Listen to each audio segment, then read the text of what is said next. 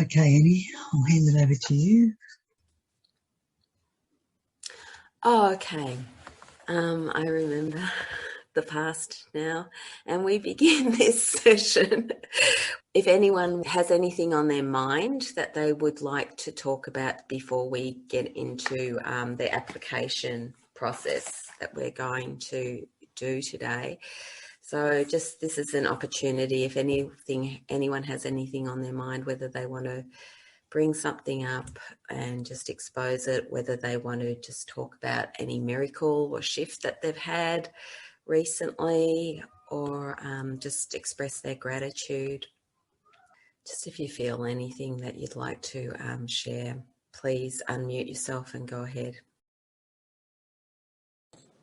So this is going to be really stupid, and it's about Ken Wapnick. So yesterday, somebody posted something, and it was, a quote from the Course,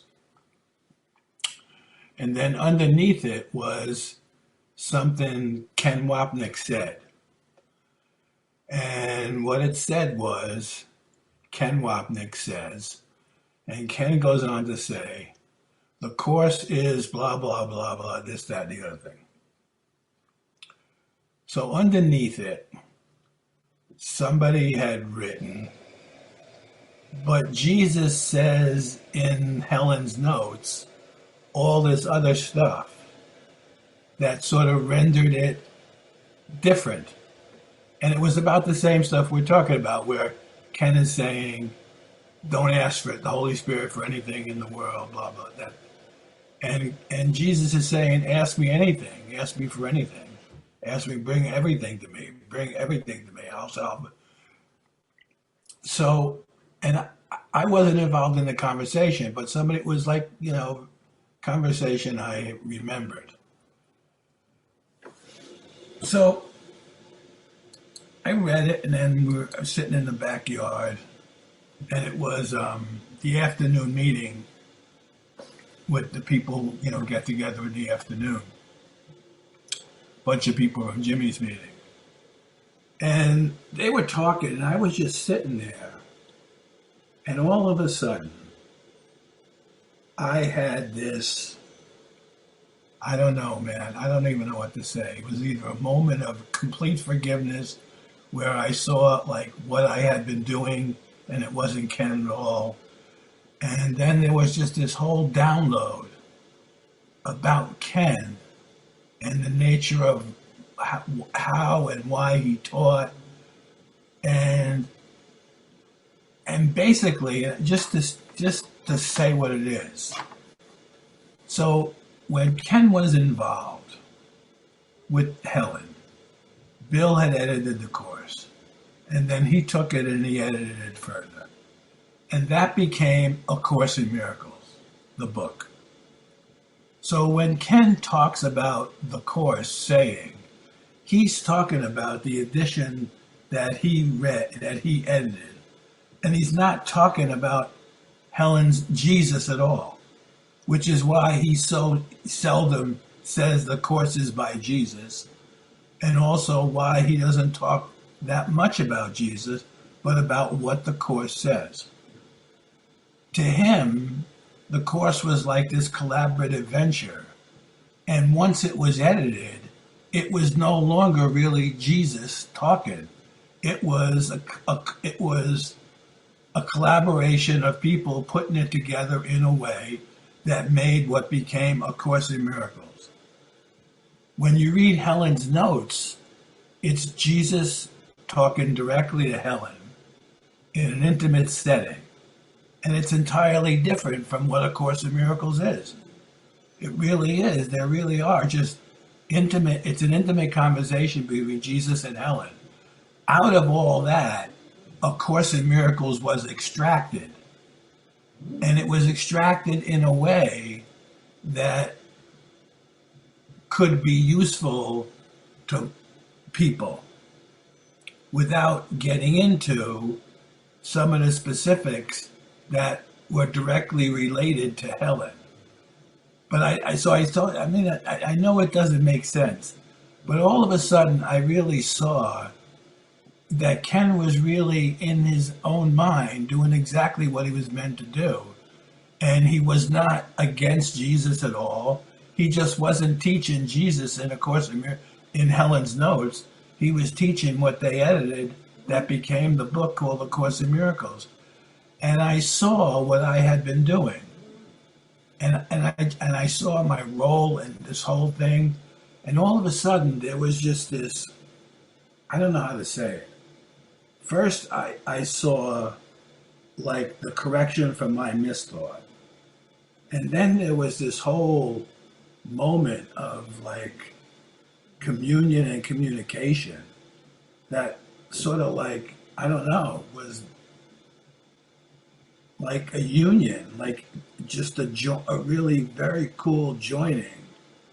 And I was just really grateful that it happened, like that I was shown. I don't know how to say it.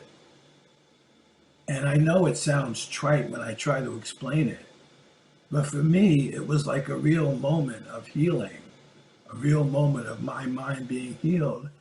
And I even saw that, or I felt that until that actually had occurred, like I wasn't going to go much further with anything because in my mind, there was still a thing that was against something and it wasn't going to be okay.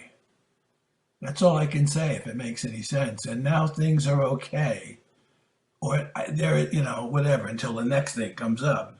But like but in my relationship to the Course and the Course world, I feel perfectly fine, and that everything, and I see exactly how it's happened perfectly, and it was an enhanced experience of my own function that has nothing to do with anyone else's, and an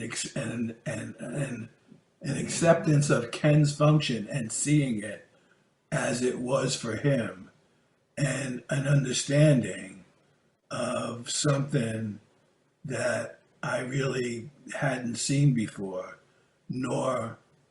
but it really sorted stuff out in me around Ken and the Course and the notes and why I've been told particular things.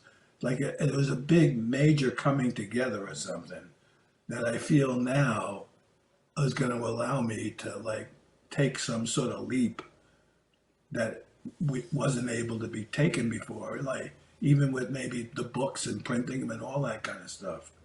So I know that's sort of like a crazy thing, but that's what I sort of wanted to say. It was miraculous. That's beautiful, Teddy. And it makes perfect sense to me. It's incredible. Yeah, so but the experience, it was like an expanded holy instant where it was like my body sort of was, there was no boundaries. It was just like an experience of like total communication and understanding without like, at a mind to mind level where there was an incredible sense of joining and being one with, the whole thing. That's all I could say. But thanks for listening. Well, thank you for sharing. That the miracle, it is like, we want to come here and be willing to offer up any of our misperceptions, but it's a place where we want to share. It's like AA shares their stories. What do they call it? Their stories of strength, hope, and recovery. Strength, hope, and recovery.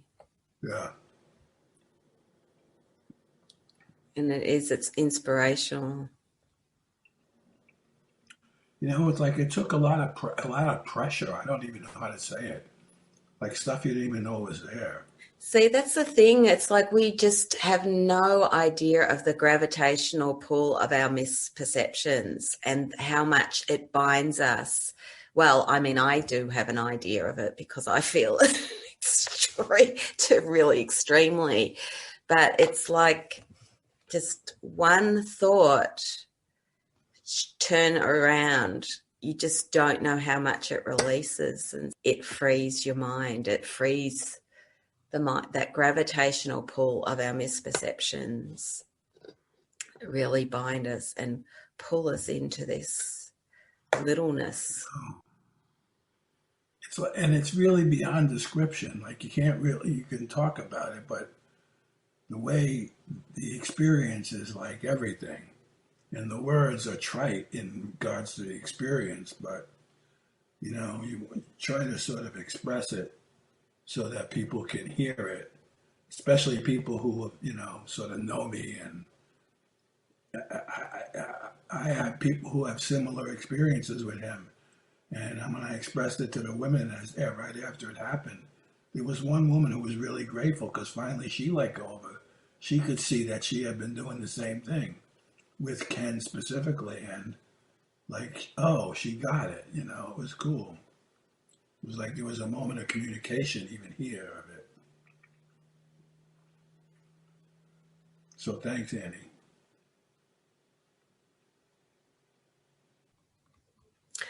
Okay, so it's funny you mentioned the holy instant, Teddy, because that's what I was sort of guided to sort of just mention that this morning before we start.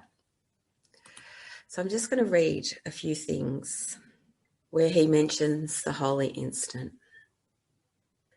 And we're reminded, it's sort of like in the Bible, it says, know ye not that ye must be born again.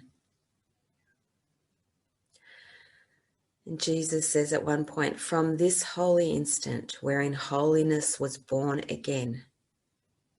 There you go, Teddy. This is for you.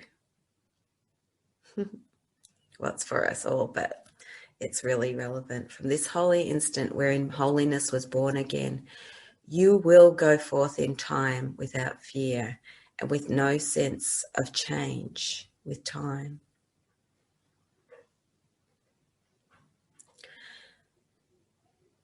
And he tells us, you will never give this holy instant to the Holy Spirit on behalf of your release, while you are unwilling to give it to your brothers on behalf of theirs. For the instant of holiness is shared and cannot be yours alone. And that's what we're doing, this forgiveness process. That's what we're getting together today to expose any unwillingness, any attack we're placing upon our brother, any misperception we're holding on to in our brother. And again, it's like these processes, we might not see the correction in that moment. We might not even get to the real misperception, but all these little simple processes, they loosen our minds. They're loosening our minds. We're offering our willingness. We're willing to say, okay, this is what I'm thinking. It's not really bringing me peace. I'd be better off without it. I'd be better off without holding this idea about my brother. And, so it's just, we're doing these to offer our willingness to see things differently, to loosen our minds so that we are open to this prayer. I desire this holy instant for myself, that I may share it with my brother whom I love. It's not possible that I can have it without him or he without me. Yet it is wholly possible for us to share it now. And so I choose this instant as the one to offer to the Holy Spirit,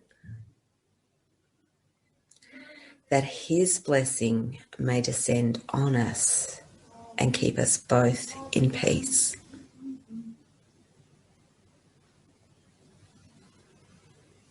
So that's the true desire of our hearts when we're wholly willing.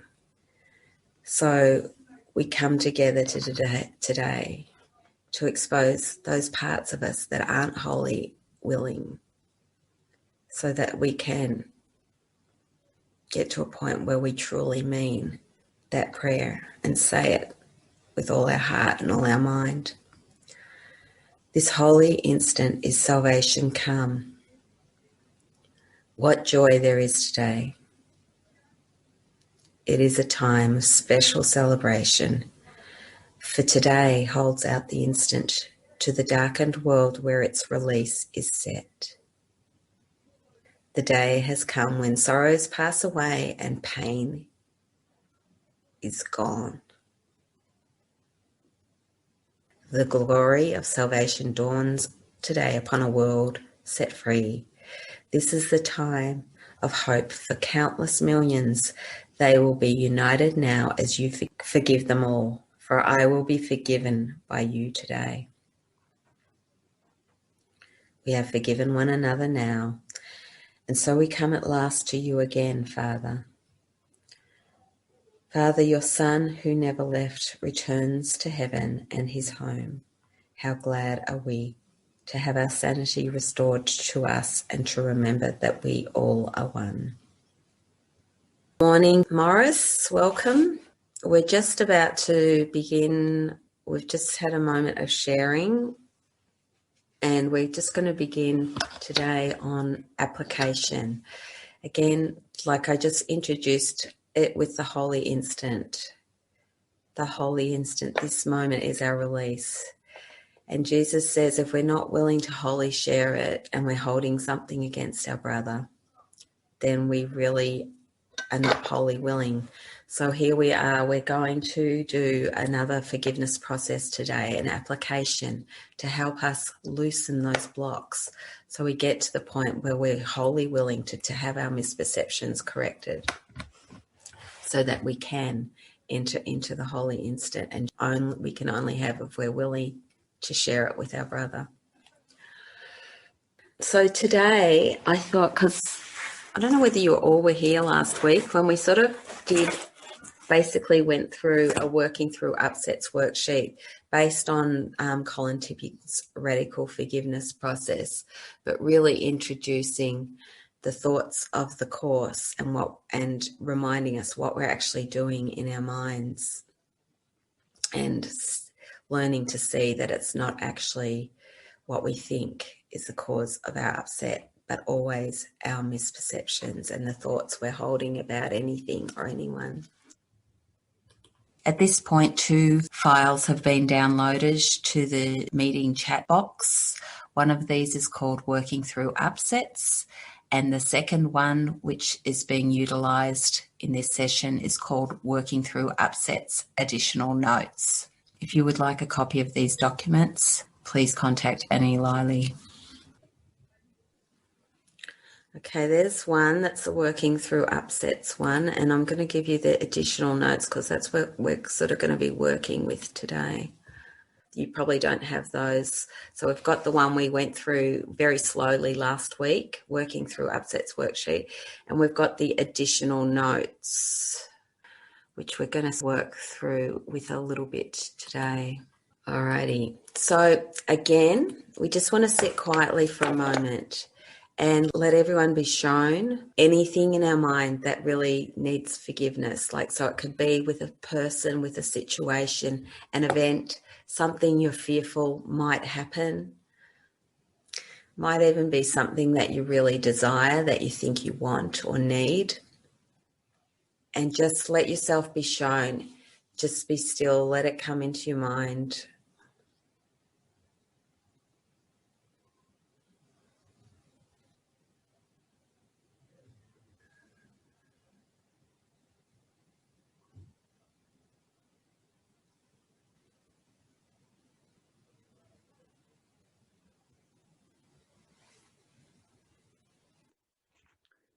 Okay. So what we're going to do this, an inquiry into a specific thought. If there's quite a few thoughts about a person, if it's about a person or a situation, I want you to just take a moment and write them down, whatever comes to mind. And please, if you don't understand what I'm talking about, please just unmute and ask any questions at any point. if there's an emotion that comes up, like there's an upset, you could start off with a surface story again. If it's about a person, like, I hate so-and-so because of blah, blah, blah, blah, blah.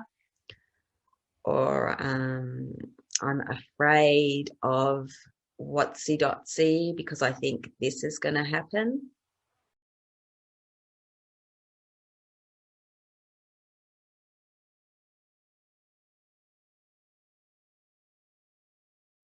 There might be something come to mind that you think, okay, whatever it is, this is wrong. It might be as simple as what they're doing is wrong. You see someone, what they're doing is wrong. All our judgments solidify the world in our mind.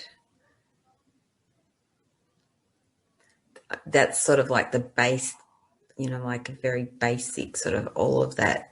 As we're loosening anything we perceive, we're looking out in form, we see a body seemingly to do something, we decide whether that's okay or not okay, and all that solidifies the world in our mind. That's just really on the outer layer, you could say.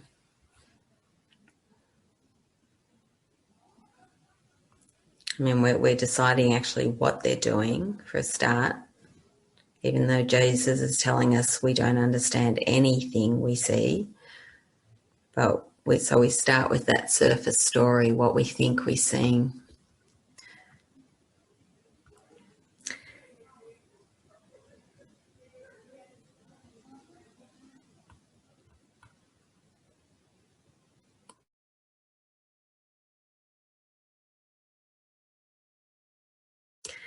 Has anyone sort of got a future fear sort of coming up like you have, Irina?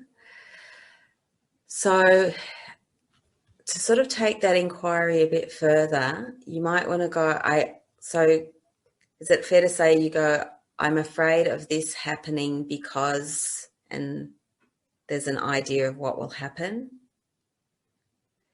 So we can take that a bit further and then go, okay, now if that happens, what do I think that means? And it might be another happening, or it might actually be you think it means something about you. Like you might say, I'm afraid of this happening, and if that happens, I think this means I'm a failure. Rather than, some actual, but I think it means I'm a failure.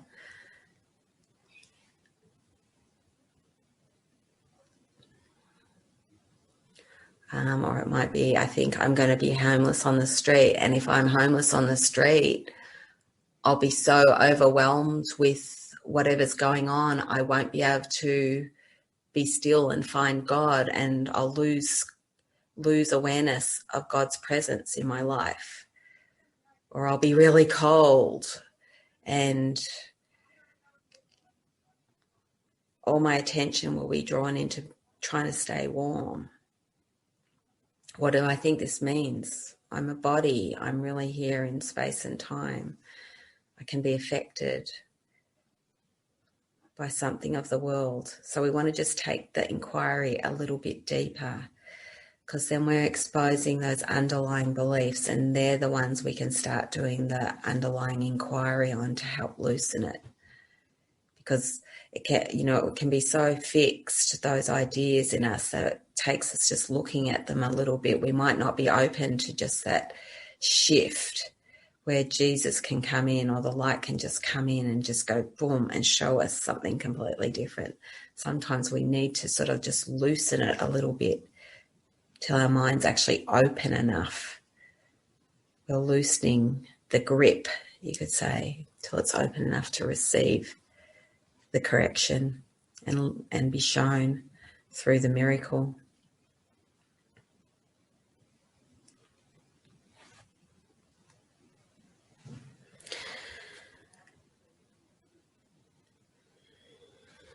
So has everyone sort of finding as they're doing this, there's kind of a thought there. There might be a main thought. There might be a thought that's very obvious, like they shouldn't do this, or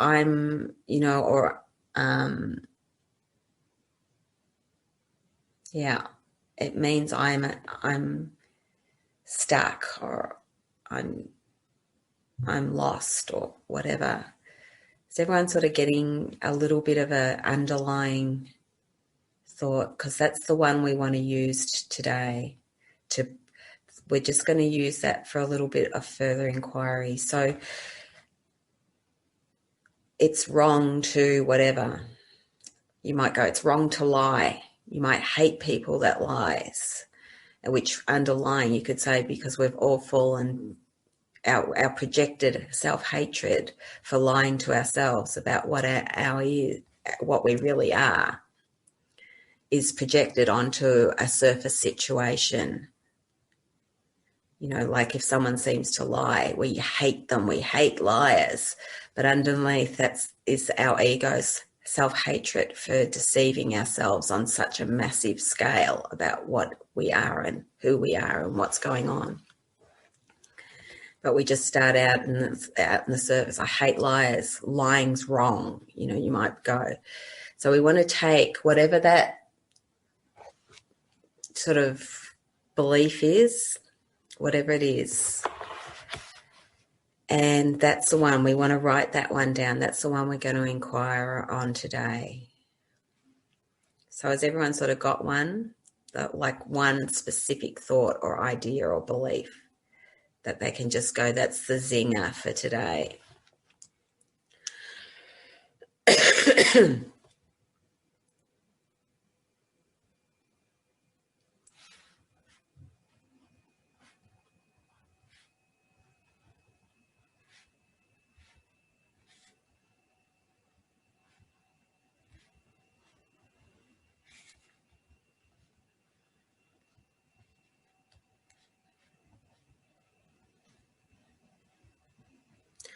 Okay, so now we're going to use the Byron Katie inquiry. I don't know whether you're familiar with it, but I sort of use it a little bit. I add a few different things into, really, because I can find sometimes something can be so gripped, it sort of needs to come in a bit of a different way. You need to sort of get a crack in it. So first of all, we're going to take that one thought and ask, is this true? And it's really important here we get that gut, honest answer, not what we think is true, not what we've heard. We're not using our spiritual knowledge to go, oh, no, I know that's false. I know that's false because it can't be true because God didn't, I know God didn't, it's not a thought of God, so I know that's not true. No, we want to be gut honest about what we're really thinking and believing here. Just quietly go, is it true that whatever your one-liner is that thought really true? And just, it's a yes-no question, no elaboration, and you're honest. Yes, that's true for me right now.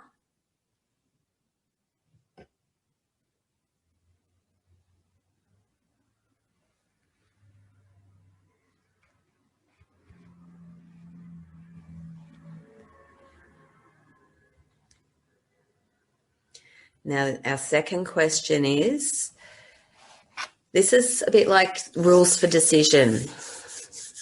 And this question's almost just to try and get a little crack where we're going, yeah, I'm right about this. I know, blah, blah, blah. Is that, or that's going to happen? I know I'm right about this. It's true. Blah, blah, blah, blah, blah, blah. All ravens are black. That's true. Okay. So now we're going to introduce a little doubt. Can you know 100% with everything in your being if that thought is true? 100% certainty. Can you really know that is the truth? Again, this is a yes and no answer. So just sit still. And again, be authentic with your answer. Don't try to use your mind to go, just wait. Can you really know that's 100% with 100% certainty that that's true? They shouldn't be doing that. That person is blah, blah, blah, blah. Can you really know that?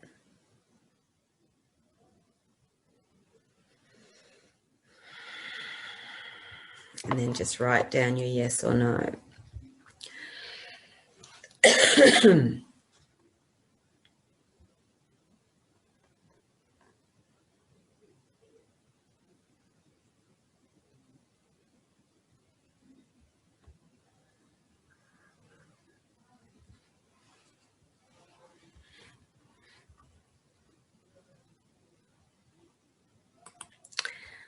Okay. This is where we want to have a look at the results of our own thinking. What happens when I really believe this thought as if it's true? And we want to get really specific with it. Really have a good look. What happens when I believe that thought about that person or this situation or what's going to happen is true? And we really want to look and have a really good look. Be very specific. If it's about a situation or person or event or some entity or condition, how do I react to that or that person? How do I treat that person? And it might be an outward behavior, like, I ignore them. I, make little subtle remarks about them. I look for other people who agree with my perception of them. Or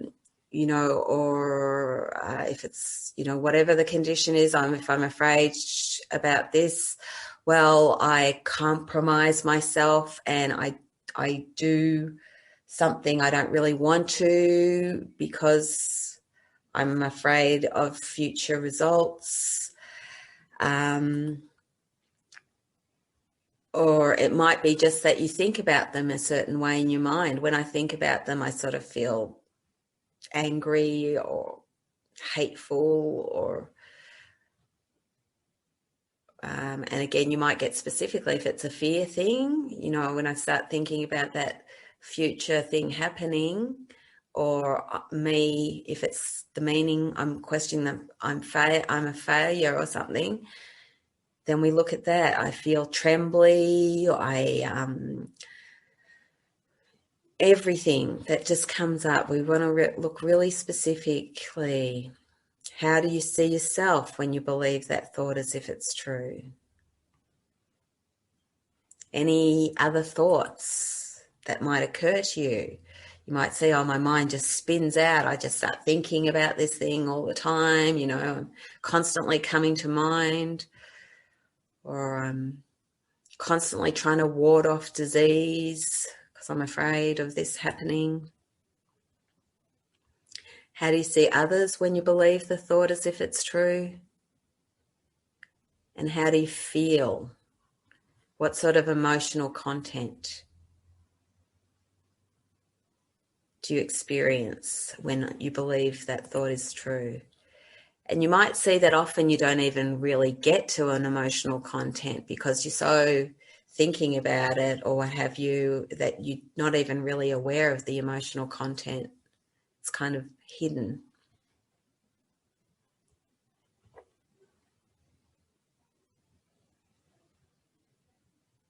So again, just take a moment and really have a look at that specifically and write those things down and expose them.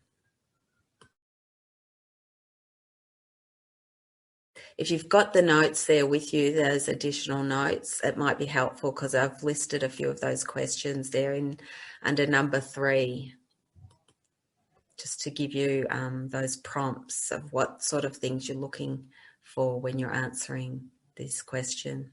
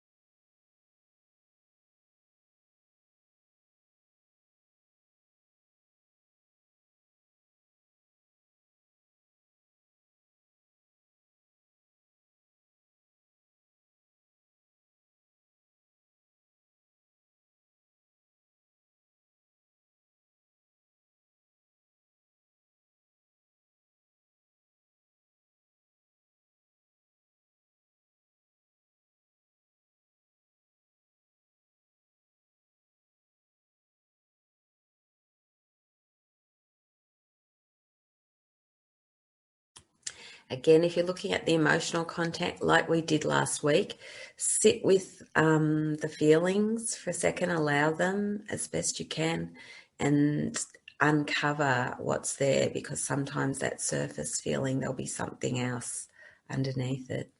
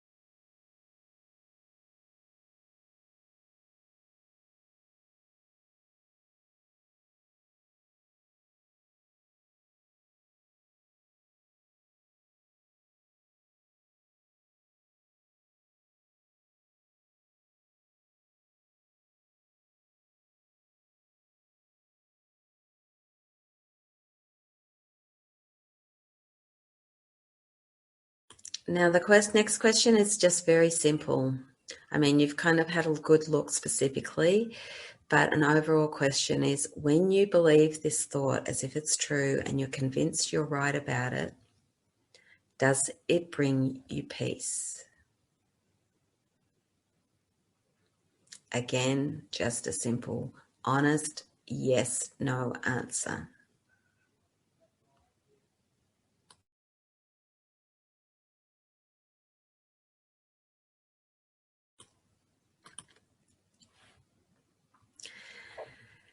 So this is where I get a little bit different.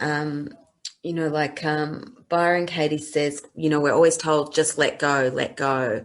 Now, I don't know about you guys, but I've never really known how to let go. Like, it's not something I know how to do. It's happened at times. I've let go. It's like spontaneously I've let go.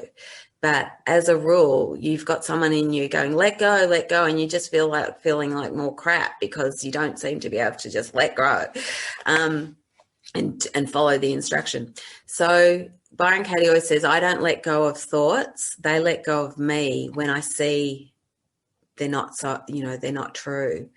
So this is sort of one I've included. It's like, if after seeing what you've seen about this thought, when you believe it's true, if you could give it up, if you could let it go and never believe it as if it's true again, would you be willing to? Again, quietly sit and yes, no answer. Because sometimes you see you're still not really willing. And again, it's really important for us to be honest when we're answering these questions, not whether we'd like to be willing. Right now, am I willing? If I could let it go, if I could never believe this thought as if it's true.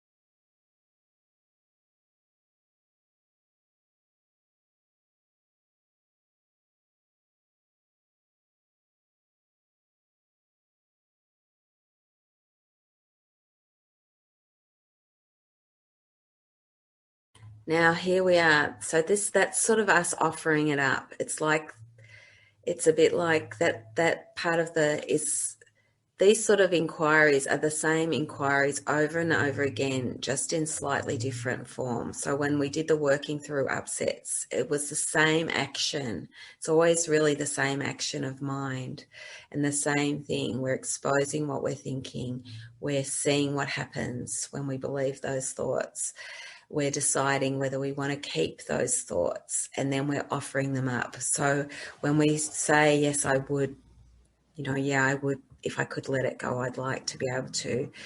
We're saying, like the rules of decision, yeah, it would be better off if I was wrong about this. I would like to be free of this thought. I'd like to be free. I'm not quite sure how, but I'd like to be free of this. It's really not serving me if I want peace. So just for a moment after you've expressed, if you are willing, to give up this thought if you could, and never believe it as if it's true again. Just sit quietly and look and see what happens right now if you can never believe that thought about whatever it is, whether it's about you, whether it's about some future happening, whether it's about God, whether it's about that person, whether it's a particular characteristic, whatever it's about, if you could never believe that thought as if it's true again, just sit quietly. What happens? Nothing's changed externally. You just cannot believe that thought again as if it's true.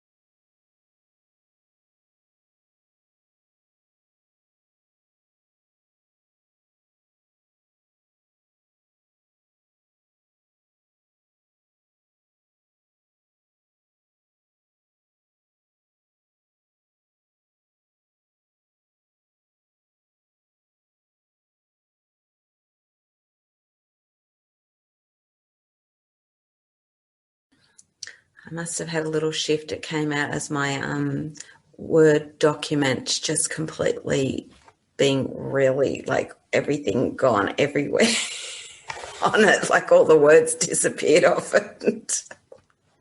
Oh, was completely rearranged. Just had to close it and open up again. So I mean, for me, that took a moment.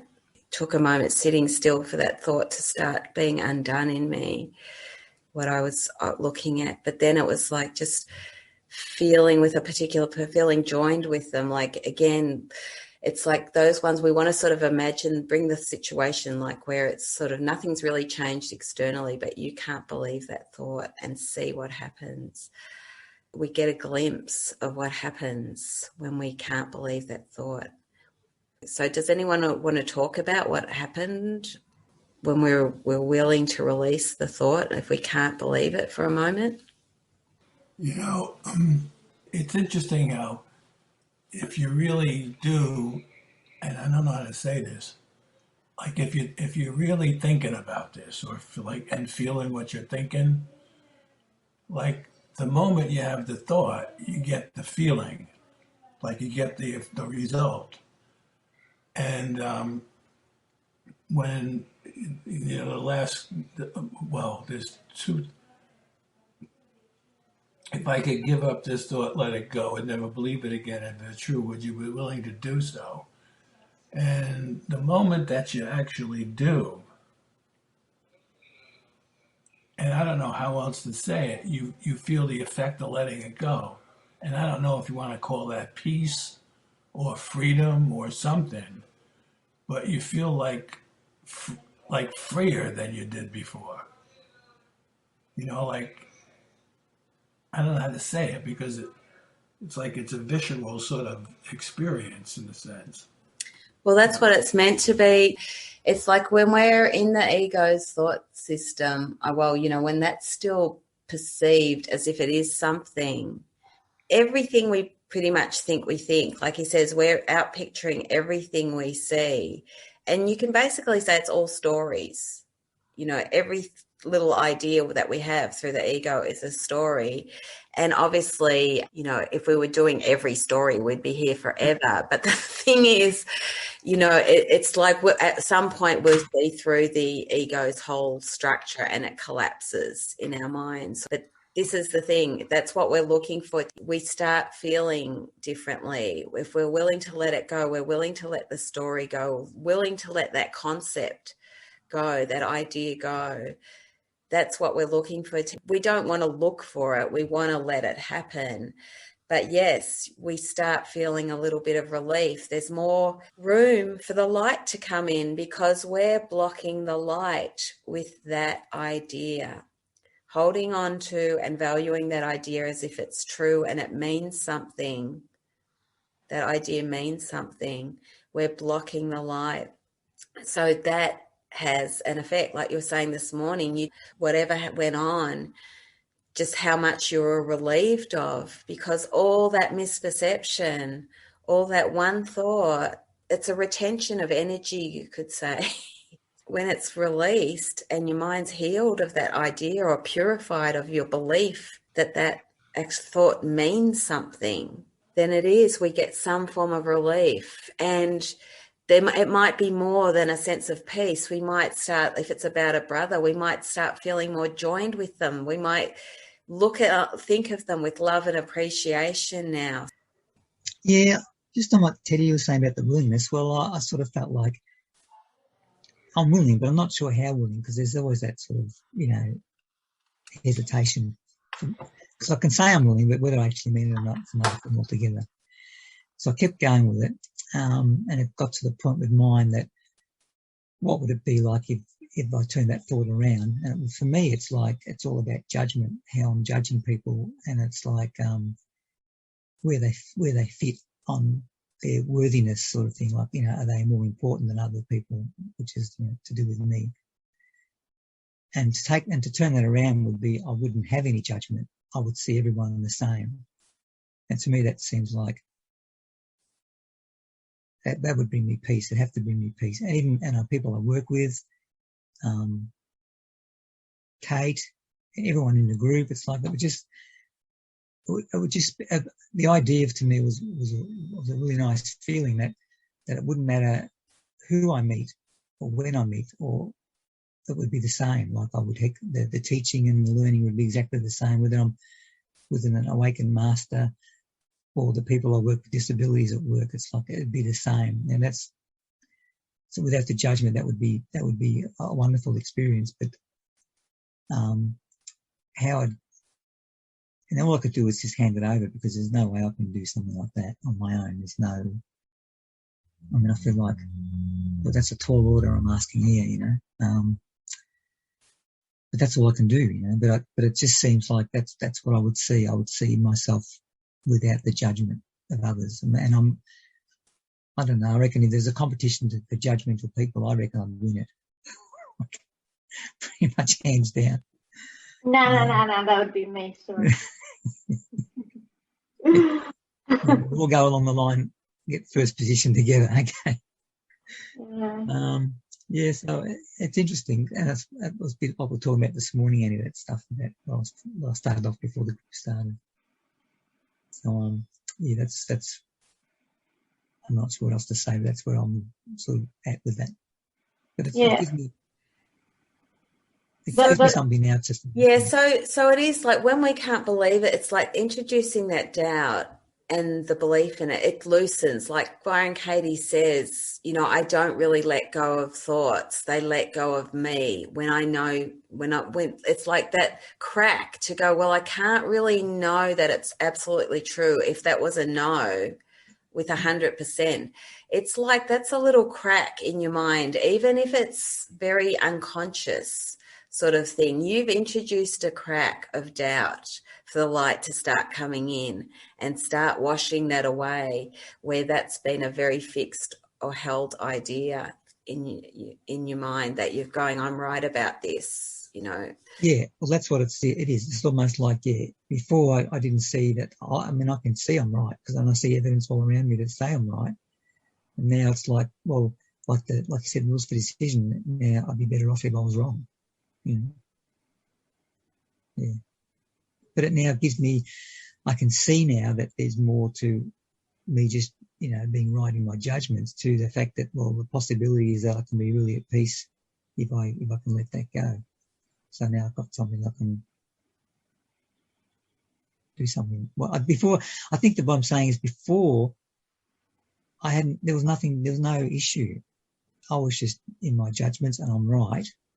And I'm thinking, but I didn't maybe realise that that's what's causing my unhappiness or my issues in life. And it's like, now I can see that it does, and I can see that what it could be if it wasn't.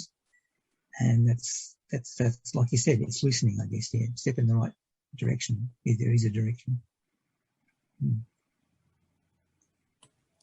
Did you want to say, Michelle? I was just agreeing with Kevin, and like mine was like, it was coming up, I'm not good enough, but then it was coming up, oh, no, you're better. You know what I mean? So then there's that confusion, and it's almost like, it's like a very childish type confusion. Like, you want something, if you don't have it, you want it, but if you got it, you don't want it. And it's like it's like so tight, and it's like, and so like when you ask the willingness, like previously when you do the work, you say, are you willing? And you say, yes, I'm willing. But like in your mind, you know, you're not really willing. So you don't have that honesty with yourself. Like, you know, when you're talking shit to yourself or not, or you're just, you know, trying. So I said, I can be willing to be willing, but I actually sensed there was a crack there, a willingness, which was really nice. And when you said what would happen, it was like a starting of an unwinding feeling. Yeah. Thank you.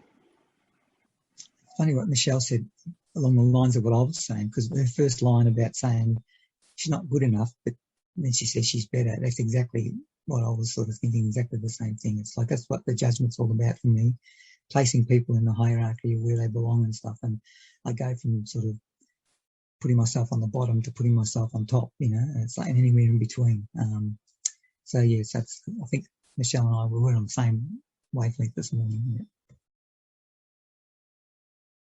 Yeah. Maria or Kat, want to talk about anything with the process? Well, I like the process, and I've done it before using the Byron Katie's worksheet. And each time, it helps just a little bit. The problem is that while I'm doing the process, I can clearly see, how it comes back to me, that I do understand that whatever people do or say should not affect me. Like if I'm in a really very peaceful, when the peace is very strong in me, when it's difficult to shatter it, when I'm in a very good mood, then what the other person does, and I mean this particular person that I'm doing inquiry on, I can handle it easily. Well, the criticisms, that, it's about my dad, so he's like a constant judge in this house, and whatever I do is always wrong, and he has to make sure that I know that, and he doesn't always do it, or usually he doesn't do it in a nice way. So when I'm in a perfectly peaceful mood, which, doesn't happen very often, then I can easily take it and just, dismiss and let it go. But when I'm already not feeling, quite assured of my own happiness, when I'm not in perfect joy, which, like most people, I'm okay, but I cannot say that I'm very, very joyous and nothing bothers me. But then, whatever he does really upsets me. And, when I'm doing an inquiry and first I start thinking, about things that he does or says that upset me. But what I'm mostly afraid of is not what he does, but how I will react, what kind of effect it will have on me. Because, this is the most upsetting, that I will lose my peace of mind. I will become angry. I will become obsessed with these negative thoughts about him. And that's the worst part. But usually, of course, I think that, I don't want him to say this, or I don't want him to do that. But what I don't really want is that I have a negative reaction. All those thoughts, I'm going to do this, I'm going to lose my peace, I'm going to get angry, they're really good. Do it on all those, because you can see when you're speaking, it's always like the ego is using our past against us to prevent us from looking on the present, you could say. And that is our past. Oh, I lost my peace then, or I did get angry. So again, it's always the ego say, see, you did it then, it's going to happen in the future. So it's good to look at all those thoughts individually. Can I really know that's going to happen? I'm going to lose my peace. Can I really know it? Ego's going, yep, see, you did it in the past. You got really pissed off with him in the past. You lost your peace, blah, blah, blah, blah, blah. You will, see, you're right. That's going to happen. So now you're starting to loosen each thought. I'm going to do this. This is going to happen. That's going to happen. Can I really know I'm going to lose my peace? Can I really know I'm going to get really angry with him and I'm obsessed with what he said and done? Can I really know that? So that's one way of the inquiry. Another way of being at peace is like not caring if you lose your peace, in a sense too. It's like, who cares? I'm going to yell at him. I'm going to obsess about him for a second, and I am going to, so you're not afraid, because the ego is going to keep you in fear no matter how, you know, the ego's thought system is going to always be to keep you in fear, you know, like rather than who gives a shit if you get angry? Who gives a shit if you seem to lose your peace for a moment? It's going to be like, you can't do that, you can't do that, because it's going to keep you in that grip of terror all the time. So, you know, you can look at it both ways of like inquiring, this is going to happen. Is it true? And also, yeah, I'm going to lose my peace. So what? I'm going to get really pissed. I'm going to yell at him. So what? And then it's okay. You know, you're not like in that, this is going to happen, you know. Does that make sense a bit? Yeah. Well, that I yelled at him, yeah, it felt good. Yeah. And I think for some of us, it's almost like because there's always been, you know, in the ego thought system, there can be a fear of anger, and there's a fear that you're going to have an effect on your brother by being angry. Mm-hmm. And Jesus' teaching, our whole teaching is nothing really here has had any real effect. It's had an effect in our experience, but it hasn't had a real effect. It hasn't had a real effect on you. It hasn't had a real effect on your brother. You could never really hurt yourself, really. You could never really hurt your brother, really. So for some of us, it's like going through a period where we are just that we see it never doesn't really do anything. You know, you might go through a period where you're just yelling at everyone for a while, but it's almost like seeing, it doesn't really have any real effect.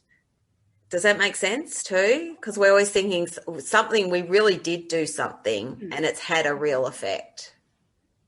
Yes, absolutely. Mm-hmm. Yeah.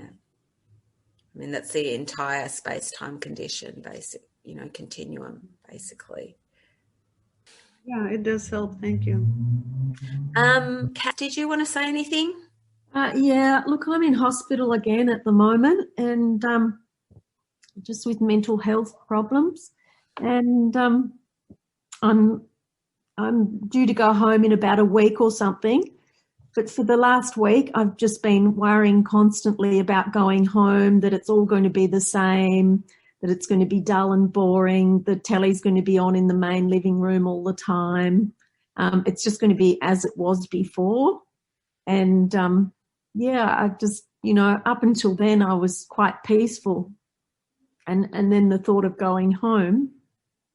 When I look at that, I say, is it true? Is it absolutely true? Well, nothing's absolutely true, I guess. You can't know just because the past is one way, the future's not going to be definitely the same again. So it just opened a little crack, I guess, but it's still there. Beautiful. And you can look at sort of stuff like, and this is going to happen. If the tally is going on all the time in the main room when I get home, what does that mean? What do I think that's going to do? You can inquire further into that. What is it I think will happen if the telly's not on? What do I think it gives me if the TV's not on? What do I think it takes away if it is on? Then expose those thoughts. Does that make sense? Yeah, it does, yeah. Because we want to be free of like the external can be exactly what it is. It doesn't have to change at all. But we want to let go of our thoughts about it or whatever the story is that we're telling about it. And also what came up is, I don't work. I'm not putting out anything in the world or not doing much for anyone because I'm not very well. Or that's the story I tell myself. And what does that mean about you, Kath? Yeah, it means that I'm not worthwhile. That's what it's telling me. Right. That I'm useless. I don't belong here. I've got friends, they're all kind of busy doing stuff. I'm not doing anything much except trying to survive each day. And it tells me that I'm shit. Right. So they're the good ones to question. My worth is dependent on what I do in the world. I'm a piece of shit or whatever it is, how it comes out. Is it true? Those underlying ones are really good to question. My value is determined by what I seem to do in the world. Is that true?